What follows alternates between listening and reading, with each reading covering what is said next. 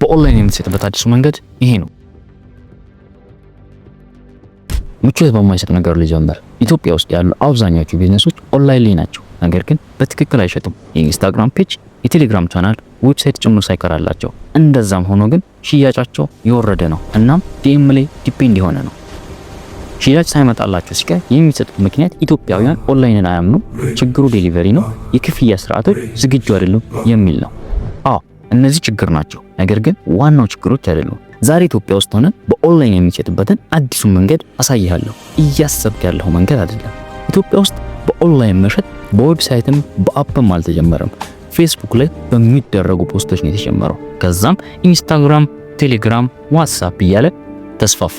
አሁን ሁሉም ሰው በኦንላይን ይሸጣል። ነገር ግን እነዚህ መንገዶች ሰዎች ጋር ተደራሽነትን ቢያስገኙ ግልጽ የሆነ ነገር የላቸውም። ኢትዮጵያ ውስጥ ስለ ኢኮሜርስ የተዋሸው ትልቁ ውሸት ምን እንደሆነ ታውቃለህ?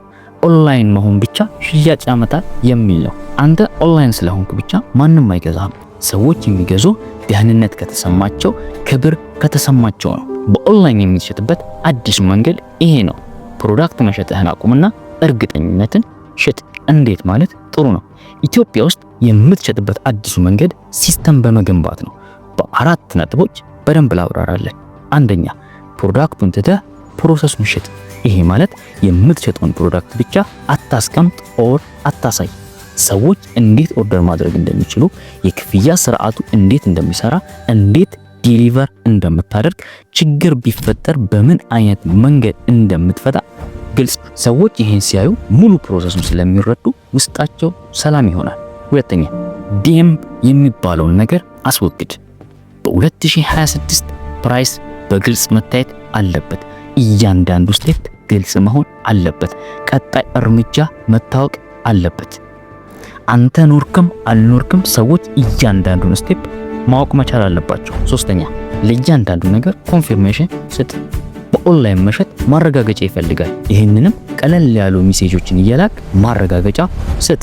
እነዚህ መልእክቶች ከየትኛውም አድ ወይም ማስታወቂያ በላይ ይሸጣሉ። አራተኛ፣ ብራንድ ማለት ባህሪ ነው። ምን ያህል ፈጣን ነህ? ምን ያህል ግልጽ ነህ?